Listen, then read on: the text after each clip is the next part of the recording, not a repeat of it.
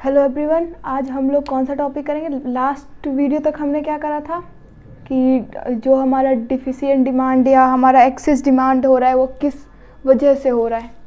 उसके पहले हमने करा था कि हमारा जो एक्सेस डिमांड और डिफिशिएंट डिमांड है वो कैसे हो रहा है, दूसरे में क्यों हो रहा है। अब तीसरे में इकोनॉमी की क्या टेंडेंसी होती है। इकोनॉमी की टेंडेंसी होती है कि वो हमेशा इक्विलिब्रियम पे रहे।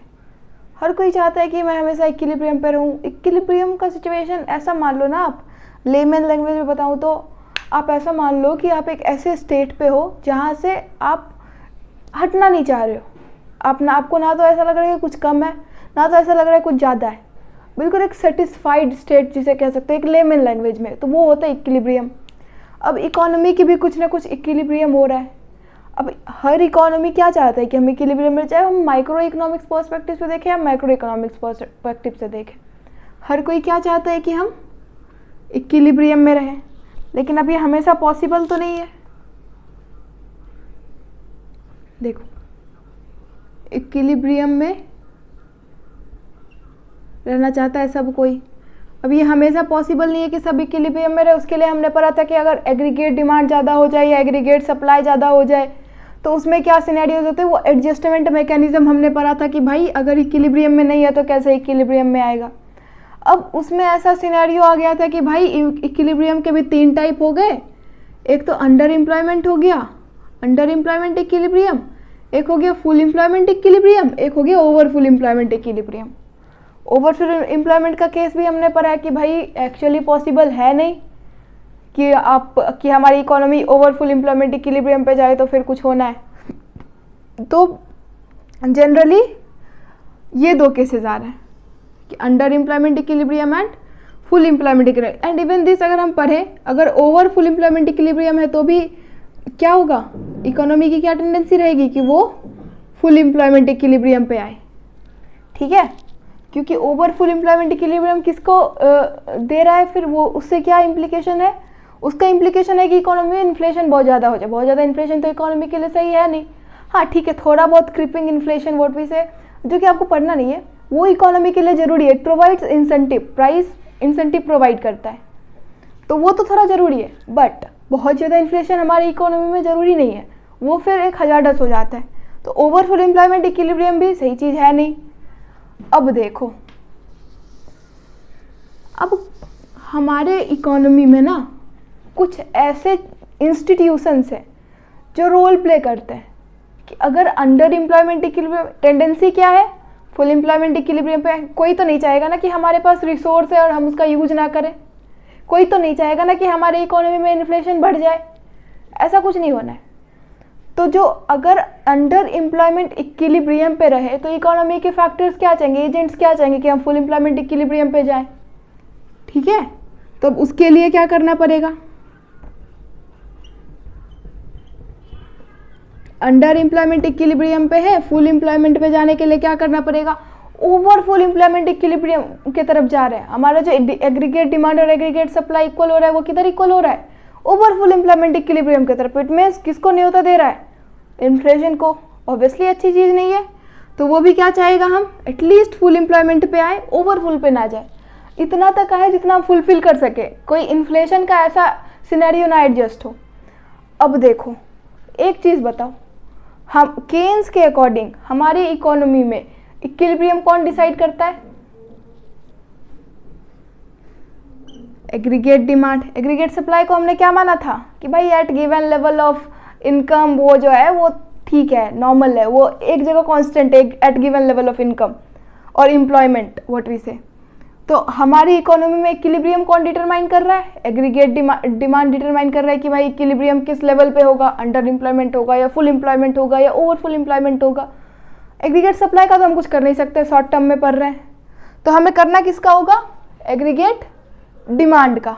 अब एग्रीगेट डिमांड का क्या करेंगे भाई, कौन करेंगे, यही तो पढ़ना है, किस सिनेरियो में क्या करना होगा। अब देखो पहला सिनेरियो, अगर मान लो अंडर एम्प्लॉयमेंट इक्विलिब्रियम रहे तो क्या होगा,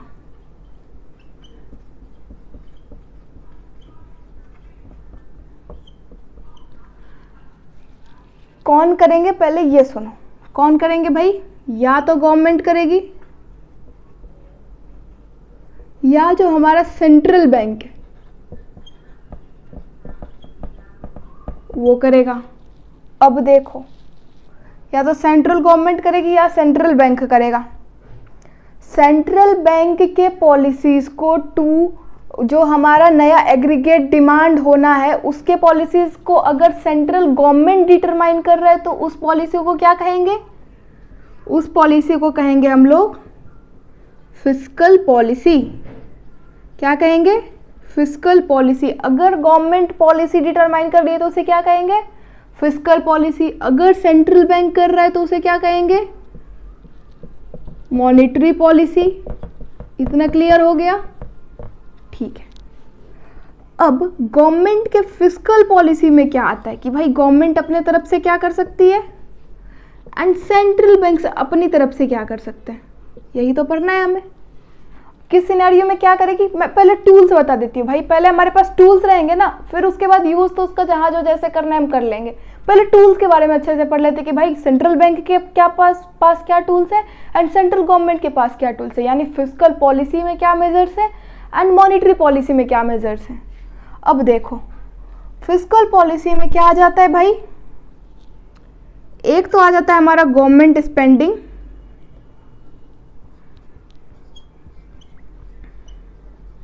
दूसरी आ जाते हैं टैक्सेस। अब सरकार एग्रीगेट डिमांड को, एग्रीगेट डिमांड क्या है? AD equal to C plus I plus G plus X minus M, यही है ना जिसे हम लोग एन लिख सकते हैं, नेट एक्सपोर्ट्स। एग्रीगेट डिमांड यही है। अब इसी को रेगुलेट करना है ना, कौन रेगुलेट करेगी? सेंट्रल गवर्नमेंट या सेंट्रल बैंक? सेंट्रल गवर्नमेंट कैसे?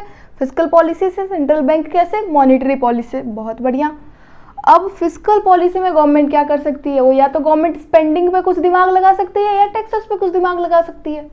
इससे तो गवर्नमेंट के पास ज़्यादा कुछ है नहीं। कितने टूल्स हुए गवर्नमेंट के पास? फिस्कल पॉलिसी के कितने टूल्स हुए? 2 टूल्स। कौन कौन से? एक तो स्पेंडिंग, दूसरा टैक्सेस। ठीक है। अब गवर्नमेंट स्पेंडिंग, इसमें क्या हो सकता है भाई? या तो इंक्रीज हो सकता है या डिक्रीज हो सकता है, या तो इंक्रीज हो सकता है या डिक्रीज हो सकता है। अब और आगे देखो, इसमें हमने पढ़ा कि एग्रीगेट डिमांड में जो होता है ना एक कंजम्पशन होता है, कंजम्पशन जी प्लस एन। इसको तो हम लोग मान ही नहीं रहे, 2 सेक्टर इकोनॉमी में काम कर रहे हैं। इन्वेस्टमेंट को हमने कांस्टेंट रखा, या अगर नहीं भी कांस्टेंट रखेंगे फिर भी आप रिलेट कर सकते हो। मैं अभी कंजम्पशन के पर्सपेक्टिव से बता रही हूँ। हमारा कंजम्पशन किसका फंक्शन है? इनकम का फंक्शन है भाई। इनकम बढ़ेगा तो लोगों के अंदर मचता है कि मैं ज़्यादा खर्च करूँ, होता है ना कि इनकम बढ़ रहा है तो एमपीसी ज़्यादा है मैं खर्च करूँ। ठीक है। तो अब गवर्नमेंट क्या कर सकती है? वो दिमाग लगाएगी, क्या करे कि भाई इनकम को ही कम कर देते हैं। दूसरा ऑप्शन, जहाँ से इनकम जा रहा है उस सोर्स को ही कम कर देते हैं। 2 चीज़ें बताई मैंने, एक तो इनकम कम कर दिया, दूसरा जो सोर्स ऑफ इनकम है उसी को रिड्यूस कर दिया। सोर्स ऑफ इनकम कैसे रिड्यूस करेगा? अब गवर्नमेंट एक्सपेंडिचर कर रही है, वो क्या हो रहा है? इनकम बन रहा है ना। अब सरकार कोई पुल बना रहा है, मान लो आपकी तरफ कोई ब्रिज बनाया जा रहा है। अब उस ब्रिज में जितने लोग काम कर रहे हैं उन सबको पैसा दिया जा रहा है। वो पैसा उनका क्या हो रहा है? गवर्नमेंट के लिए स्पेंडिंग है, जिसको पैसा मिल रहा है उसके लिए इनकम है। अब गवर्नमेंट को एग्रीगेट डिमांड को कंट्रोल करना है। गवर्नमेंट क्या करेगी? अपने स्पेंडिंग को डिक्रीज कर देगी। और क्या करना है भाई? एग्रीगेट डिमांड ज़्यादा हो रहा है, डिमांड किसके वजह से हो रहा है? कंजम्पशन की वजह से हो रहा है। कंजम्पशन किसके वजह से हो रहा है ज़्यादा? इनकम की वजह से हो रहा है। इनकम का सोर्स ही कम कर देते हैं। कैसे कम करेंगे? हम खर्च करना बंद कर देंगे, आपका इनकम बंद हो जाएगा। गवर्नमेंट खर्च कर रही है, उससे हमें इनकम मिल रहा है, गवर्नमेंट खर्च करना कम कर देगी, हमारा इनकम कम हो जाएगा। दूसरा ऑप्शन, अब मान लो एग्रीगेट डिमांड की कमी हो गई इकोनॉमी में, यानी अंडर एम्प्लॉयमेंट, वो मैं अलग से बता दूंगी बट स्टिल आप एक सोचो, अंडर एम्प्लॉयमेंट कब होता है? जब हमारा एग्रीगेट सप्लाई एग्रीगेट डिमांड से फुल एम्प्लॉयमेंट इक्विलिब्रियम से पहले आके मिल जाता है, उसमें हमारे एग्रीगेट डिमांड की थोड़ी शॉर्टेज होती है। अब मान लो ऐसा केस हो गया कि लोग डिमांड कम कर रहे हैं, गवर्नमेंट क्या करेगी?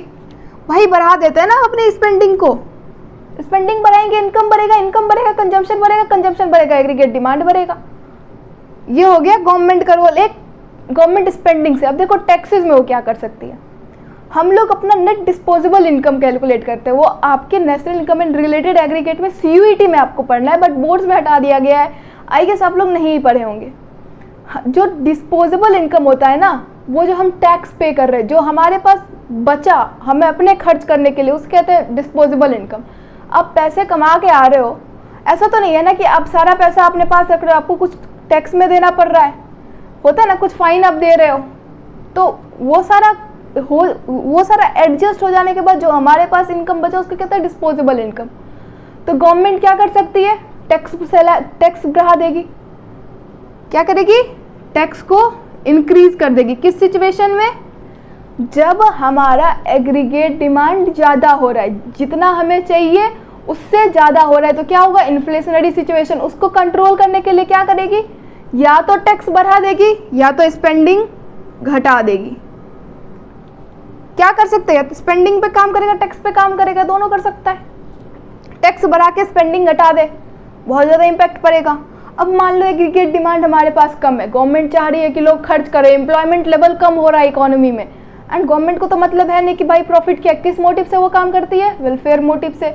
अब उस वेलफेयर मोटिव के लिए वो क्या करेगी, अपने टैक्सेस को घटा देगी, लोगों के पास ज़्यादा पैसा बचेगा, डिस्पोजेबल इनकम ज़्यादा होगा, इसलिए वो खर्च ज़्यादा करेंगे, इकोनॉमी में एग्रीगेट डिमांड ज़्यादा होगा। तो गवर्नमेंट अपने पॉलिसी मेजर्स को, अपने टूल्स को कैसे यूज करती है हम लोग समझ गए। अब सेंट्रल बैंक पे आते हैं, that is monetary policy. Fiscal policy हम लोग समझ गए, अब जाके हम लोग काम कर सकते हैं गवर्नमेंट के बिहाफ में, ठीक है।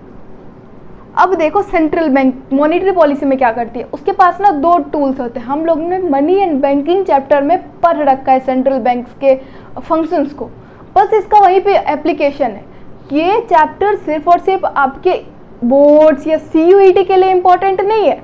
आप अगर कोई न्यूज़पेपर उठा के देख लो, अगर आपको वहाँ पे दिख रहा है कि भाई रेपो रेट कम हो रहा है, रिवर्स रेपो रेट कम हो रहा है, तो गवर्नमेंट का क्या इंटेंशन है आपको यहाँ पे समझ में आ जाएगा। अगर वो मार्जिन बढ़ा दे रहा है, मार्जिन रिक्वायरमेंट्स को, या आप देखोगे रेपो रेट बढ़ा दिया इतने बेसिस पॉइंट से, रिवर्स रेपो रेट इतने बेसिस पॉइंट से, बैंक रेट बढ़ा घटा दिया, तो उसका क्या इम्प्लीकेशन होगा, असल सिनेरियो यहाँ पे आप देखोगे। अब देखो सेंट्रल बैंक मॉनेटरी पॉलिसी कौन करता है, सेंट्रल बैंक। सेंट्रल बैंक क्या करेगी, दो टूल्स होते हैं, दो टाइप्स के, एक क्वालिटेटिव इंस्ट्रूमेंट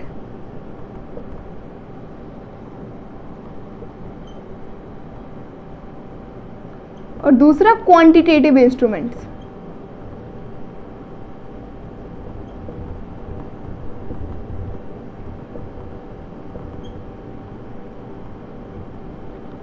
क्वालिटेटिव इंस्ट्रूमेंट्स में क्या क्या आता है भाई, हम लोग ऑलरेडी पढ़ चुके हैं। क्या आएगा भाई, margin requirements,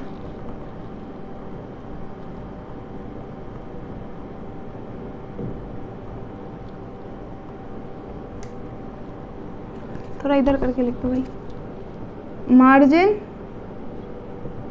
requirement,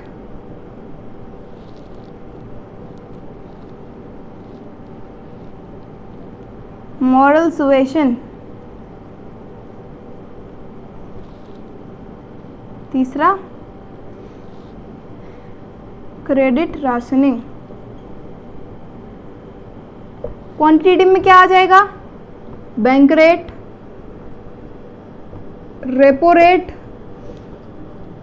reverse repo rate, और क्या आ सकता है भाई,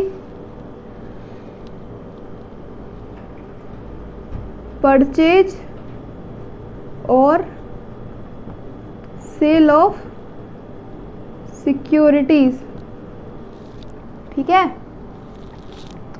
अब देखो इसी क्रेडिट राशनिंग को हम लोग कहते हैं सिलेक्टिव क्रेडिट कंट्रोल, ठीक है। बैंक रेट, हैंड राइटिंग बहुत गंदी है भाई, ओके। तो अब सेंट्रल बैंक क्या कर सकता है, मार्जिन रिक्वायरमेंट क्या होता है भाई हम लोग पढ़ चुके, बट स्टिल मैं आपको रिकैप करा देती हूँ थोड़ा सा। मार्जिन रिक्वायरमेंट क्या होता है, आप अगर कहीं लोन लेने जा रहे हो ना, अगर आपको 10 लाख के लोन की जरूरत है तो वो आपको थोड़ा उससे कम देंगे। कितना कम देंगे वो ऑलरेडी डिटरमाइंड होता है। कौन डिटरमाइन करता है, सेंट्रल बैंक डिटरमाइन करता है कि भाई अगर लोन आप, अब देखो अगर 10 लाख का लोन आपको चाहिए, बैंक को ऐसा सेंट्रल बैंक ने कहा कि भाई उस 10 लाख के लोन में ना तुमको 9 लाख ही देना है, होम लोन आप लेने गए हो, तो ये क्यों कर रहा है वो इसलिए कर रहा है क्योंकि उसे एग्रीगेट डिमांड को कंट्रोल करना है। एग्रीगेट डिमांड को अगर उसे रिड्यूस करना होगा तो वो 10 के बदले आपको 9 देगा, और अगर उसे इंक्रीज करना होगा तो उस मार्जिन रिक्वायरमेंट को, जहां आपको 10 लाख चाहिए 9 लाख दे रहा है। तो ये एक मार्जिन क्रिएट हुआ ना यहाँ पे। तो इस मार्जिन को रिड्यूस करने के लिए क्या करेगा कि भाई अगर एग्रीगेट डिमांड हमको कम करना है तो हम उस मार्जिन को और ज़्यादा बढ़ाते जाएंगे, 10 के बदले 9 नहीं, ठीक है फिर 8.5 भी देंगे, 8.7 ही देंगे। अब अगर उस हम एग्रीगेट डिमांड को इंक्रीज करना है तो क्या करेंगे भाई, एग्रीगेट डिमांड को इंक्रीज करने के लिए ठीक है आप कह रहा है सेंट्रल बैंक की भाई 9.5 दो। अब आप होम लोन लेने गए हो, आपने होम लोन लिया, आप घर बनवा रहे हो, घर में लेबर को पैसा दे रहे हो, रॉ मटेरियल्स को पैसा दे रहे हो, इकोनॉमी में पैसा सर्कुलेट हो रहा है इसी बहाने। तो इकोनॉमी में आपके तरफ से स्पेंडिंग है, किसी ना किसी के लिए तो इनकम है। तो उस केस में क्या हो गया, मार्जिन रिक्वायरमेंट को अगर कम करेगा तो एग्रीगेट डिमांड बढ़ेगा, ज़्यादा करेगा तो एग्रीगेट डिमांड घटाना चाह रहा है वो। दूसरा मॉरल सुएसन, सेंट्रल बैंक्स ना बैंक्स को ऐसे मतलब कहते हैं कि भाई थोड़ा कम करो लोन देना, वो मतलब फोर्स नहीं कर सकते, उसके ऊपर बाइंडिंग नहीं है, बट वो स्टिल, अब सेंट्रल बैंक बोल रहा है तो बैंक बात मानेगा ही भाई, फोर्स नहीं कर रहे बट स्टिल बात तो मानना है। तो वो सेंट्रल बैंक उनको थोड़ा कहेगा, परसुएट करेगा कि भाई साहब थोड़ा लोन कम कीजिए, हम ऐसा प्लान कर रहे हैं कि आगे एग्रीगेट डिमांड थोड़ा हमें कम करना है, तो लोन आप ना थोड़ा देना कम कर दीजिए। अब तीसरा देखो क्रेडिट राशनिंग, जिसे कहते हैं सिलेक्टिव क्रेडिट कंट्रोल। अब अगर मान लो आपको अपने गाड़ी के लिए कोई लोन लेना है, कार लोन लेना है या होम लोन लेना है, और सेंट्रल बैंक नहीं चाह रहा है कि आगे हमारा एग्रीगेट डिमांड इंक्रीज हो, तो वो ना ऐसा कह देगा कि भाई किसी किसी सेक्टर में आप अभी लोन प्रोवाइड मत करो, कम करो या मत करो। सेंट्रल बैंक ऐसा बैंक्स को कहेगा कि भाई अभी आप कुछ सेलेक्टिव पर्पस के लिए लोन मत दो। इससे क्या होगा, इंपॉर्टेंट पर्पस जो उसके लिए तो लोन मिलते रहेगा, क्योंकि आप हर इकोनॉमिक एक्टिविटी को बंद नहीं कर सकते in the name of inflation. But selective activities, ठीक है कार खरीदना आपके लिए बहुत ज़्यादा भी इंपॉर्टेंट नहीं है, कुछ ऐसे लग्जीरियस आइटम है, अगर लग्जीरियस इन अ सेंस अभी जिसको हम पोस्टपोन कर सकते हैं अपने नियर फ्यूचर के लिए, तो उन चीज़ों के लिए सेंट्रल बैंक कहेगा कि भाई अभी तू थोड़ा रुक जा, अभी लोन मत दे, अभी हम एग्रीगेट डिमांड को कम करने का प्लान कर रहे हैं। तो ये होता है हमारा सेलेक्टिव क्रेडिट कंट्रोल। कुछ सेलेक्टिव एरिया में, कुछ सेलेक्टिव पर्पस में, सर्टेन चीज़ों के लिए वो अभी लोन देने के लिए या उसके लिए अभी कुछ वो रिस्ट्रिक्शंस लगाएगा। अब देखो क्वांटिटेटिव इंस्ट्रूमेंट्स, ये सारे हो गए क्वालिटेटिव। अब ये है quantitative instruments, bank rate, reserve bank जो कमर्शियल बैंक्स को लोन देगा for a long period of time, that is called bank rate. Bank rate अगर रिजर्व बैंक बढ़ा दे तो क्या होगा, घटा दे तो क्या होगा। मेनली ये सब ना मनी सप्लाई को कंट्रोल करने के चोचले हैं। अगर एग्रीगेट डिमांड हमारा इंक्रीज हो रहा है, इसका मतलब क्या है, इकोनॉमी में मनी सप्लाई ज़्यादा है, मनी सप्लाई को कम करने के लिए जो भी मेजर होगा वो सारा लिया जाएगा, चाहे वो गवर्नमेंट की तरफ से फिस्कल पॉलिसी हो या सेंट्रल बैंक की तरफ से मॉनेटरी पॉलिसी हो। Everything is about money supply in the economy. ये सारे किसके पॉइंट्स हम लोगों ने मनी सप्लाई में पढ़ा था कि भाई मनी सप्लाई को कंट्रोल करने के लिए क्या कर सकते हैं, स्टिल वही है, बस नाम बदल दिया। तो अब बैंक रेट है, बैंक रेट मनी सप्लाई को कैसे इन्फ्लुएंस करेगा। अगर मान लो हमें इकोनॉमी में मनी सप्लाई घटाना है, what does it mean, aggregate demand ज़्यादा है तब तो मनी सप्लाई घटाना है। अब क्या करेगा bank, central bank bank rate को इंक्रीज कर देगा। पहले कुछ भी था, पहले मान लो 10% था, अब कर दिया उसको 15%। मैं एक हाइपोथेटिकल फिगर बता रही हूँ आपको। तो अब वो क्या करेंगे, कॉमर्शियल बैंक्स जो पहले 10% के रेट पे लोन ले रहे थे, उनको 15% के रेट पे मिल रहा है, वो क्या करेंगे, लोन लेना कम कर देंगे। सेंट्रल बैंक से लोन लेना कम कर देंगे तो लोगों को इधर कम लोन देंगे। It is the thing. Repo rate short term के लिए जो सेंट्रल बैंक कॉमर्शियल बैंक्स को लोन दे रहा है उसको कहते हैं रेपो रेट। रेपो रेट भी इंक्रीज कर देगा मनी सप्लाई को घटाने के लिए, और बढ़ाने के लिए डिक्रीज कर देगा। रिवर्स रेपो रेट मतलब जो कॉमर्शियल बैंक के पास एक्स्ट्रा मनी है उसको वो सेंट्रल बैंक, लोन देना नहीं कहते इसे, उसको वो सेंट्रल बैंक के पास रख दे, तो that is reverse repo rate. अब यहाँ पे CRR SLR आ गया, यानी रिजर्व रिक्वायरमेंट्स जो भी है। अब रिजर्व रिक्वायरमेंट्स को बढ़ा देगा, कॉमर्शियल बैंक बोलेगा कि भाई बैंक ज़्यादा रिजर्व रखो, तुम CRR ज़्यादा करो, SLR ज़्यादा करो। CRR SLR ज़्यादा होगा तो क्या होगा, बैंक के पास कम पैसे बचेंगे। पहले मान लो अब आप कोई बैंक हो, आपको 100 रुपये देने का लिमिट था, अब 100 रुपये लोन दे सकते हो। पहले लीगल रिजर्व रिक्वायरमेंट LRR जिसे हम कहते हैं वो था, दोनों CRR और SLR को ऐड कर दे तो वो LRR बनता है। Legal reserve requirement equal to CRR plus SLR, ठीक है। अब जो लीगल रिजर्व रिक्वायरमेंट है उसे हमने इंक्रीज कर दिया। पहले था 10 रुपये आपका, अब हमने कर दिया 15 रुपये। पहले आप 90 रुपये लोन दे पा रहे थे, अब कितना दे पाएंगे? 85 रुपीज़ दे पाएंगे। तो that is legal reserve requirement. तो उसको भी इंक्रीज कर देगा in order to reduce money supply. कुछ भी करके कॉमर्शियल बैंक के पास मनी का अवेलेबिलिटी, इकोनॉमी में मनी की अवेलेबिलिटी कम करने के लिए कॉमर्शियल बैंक्स को ऐसे इंस्ट्रक्शंस दिए जाएंगे, ऐसे इम्पोज किए जाएंगे कि बैंक रेट बढ़ा दिया, रेपो रेट बढ़ा दिया, रिवर्स रेपो रेट बढ़ा दिया, CRR बढ़ा दिया, SLR बढ़ा दिया, in order to decrease money supply. Decrease करना है, ये सब बढ़ा दो। सिंपल क्वेश्चन MCQ में बनाने के लिए बता रही हूँ, ठीक है। एक्सप्लेनेशन के लिए तो आपको पूरा लिखना पड़ेगा। MCQ में अब आप उतना दिमाग नहीं लगाओ कि हाँ भाई इसको इंक्रीज करना है, इसको डिक्रीज करना है, तो ऐसा करेगा तो ये इम्पैक्ट होगा। एक लाइन में बता रही हूँ, एग्रीगेट डिमांड ज़्यादा है मतलब मनी सप्लाई को कम करना है। मनी सप्लाई को कम करने के लिए जो भी क्वांटिटेटिव इंस्ट्रूमेंट्स हैं उन्हें इंक्रीज कर दो, चाहे वो बैंक रेट हो, रेपो रेट हो, रिवर्स रेपो रेट हो, लीगल रिजर्व रिक्वायरमेंट्स हो, उन सबको इंक्रीज कर दो। ये बढ़ जाएगा आपका, सॉरी मनी सप्लाई आपका घट जाएगा। घटाने के लिए इंक्रीज कर दो, एंड अगर मनी सप्लाई बढ़ाना है तो इसको डिक्रीज कर दो। मैं एक लाइन के लिए बता रही हूँ, बाकी एक्सप्लेनेशन आपको मैं बता चुकी हूँ और बता रही हूँ। तो सब्जेक्टिव क्वेश्चंस में तो लिखना है, बट ऑब्जेक्टिव में आपको हेल्प कर देगा। परचेज और सेल ऑफ सिक्योरिटीज़ कौन करता है भाई? गवर्नमेंट के बिहाफ में जो हमारा RBI है, जो हमारा सेंट्रल बैंक है, वो सिक्योरिटीज परचेज और सेल करता है। सिक्योरिटीज परचेज करेगा, अगर वो सिक्योरिटी परचेज करेगा मार्केट से, इसका मतलब क्या? पैसे देगा। मान लो ये सिक्योरिटीज है, मैं सेंट्रल बैंक इसे परचेज कर रही हूँ on behalf of government.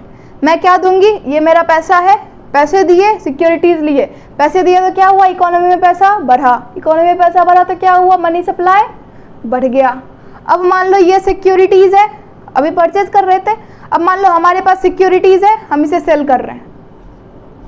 Cell कर रहे हैं तो पैसा क्या कर रहे हैं? इकोनॉमी से अपने पास ला रहे हैं। It means money supply economy का घट रहा है। परचेज और सेल ऑफ सिक्योरिटीज वही है। सिक्योरिटीज आप मार्केट से परचेज करो मतलब सिक्योरिटी आप ले रहे हो, पैसे इंजेक्ट कर रहे हो। आप अगर सिक्योरिटी मार्केट में बेच रहे हो मतलब सिक्योरिटी दे रहे हो, सॉरी बेच रहे हो मतलब सिक्योरिटी दे रहे हो, पैसे वापस ले रहे हो। और अगर सिक्योरिटी सेल कर रहे हो तो मतलब सेल कर रहे हो तो सिक्योरिटी दे के पैसे ले रहे हो, परचेज कर रहे हो तो सिक्योरिटी लेके पैसे दे रहे हो। मनी सप्लाई इंक्रीज और डिक्रीज यहीं से होगा, ठीक है। तो ये हो गए हमारे qualitative and quantitative instruments. Use कब होगा भाई? मेन मनी सप्लाई का खेल है, मैं बता चुकी हूँ आपको। अब देखो यहाँ पे, अगर एग्रीगेट डिमांड एग्रीगेट सप्लाई के इक्वल हो बिफोर फुल एम्प्लॉयमेंट, मतलब हमारी इकोनॉमी में ऐसे रिसोर्सेज पड़े हैं जिनका यूज़ किया जा सकता है फुल एम्प्लॉयमेंट पे पहुंचने के लिए। अब उन रिसोर्सेज को कब यूज में लाएंगे? जब डिमांड बढ़ेगा तभी तो वो सप्लाई को मीट करेगा ना। अभी जितनी सप्लाई चाहिए फुल एम्प्लॉयमेंट के लिए उससे कम है डिमांड, तो डिमांड को इंक्रीज करने के लिए क्या करना पड़ेगा? मनी सप्लाई इंक्रीज करना पड़ेगा, बिकॉज वही मनी सप्लाई तो इनकम है लोगों का। लोगों के पास ज़्यादा पैसा जाएगा, वो ज़्यादा डिमांड करेंगे, तो इसके लिए हमें एक्सपेंशनरी पॉलिसीज लाने पड़ेंगे। कौन से policies?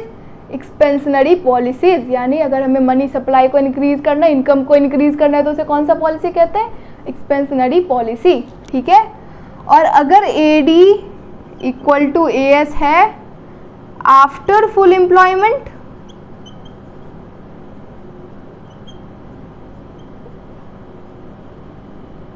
It means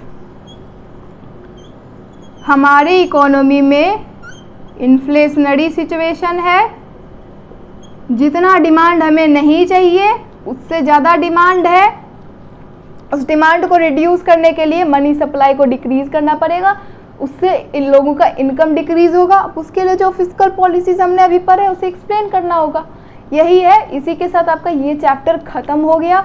in case किसी को कोई डाउट अभी भी रह गया हो तो आप मुझे बता दो। मैंने न्यूमेरिकल्स नहीं कराए हैं, अगर आप चाहते हो न्यूमेरिकल्स भी करें, बिकॉज इतना आपको कंसेप्ट बता दिया गया है कि मैं न्यूमेरिकल ना भी करवाऊँ फिर भी कोई इशू नहीं है, आप खुद कर लोगे। बट स्टिल अगर किसी चीज़ में कोई प्रॉब्लम हो तो आप मुझे व्हाट्सएप पे मैसेज कर देना, ग्रुप आप लोगों के पास है, नंबर आप लोगों के पास है। और अब नेक्स्ट चैप्टर है हमारा गवर्नमेंट बजट, हम लोग उस चैप्टर की तरफ भी बढ़ेंगे, ठीक है। अब ये चैप्टर तो यहाँ ख़त्म हो गया, आप एक बार रिकैप कर लो, एक बार पढ़ लो, कहीं किसी टॉपिक में कोई डाउट हो तो मुझे बता देना, ठीक है। तब तक के लिए बाय, मिलते हैं नेक्स्ट वीडियो में।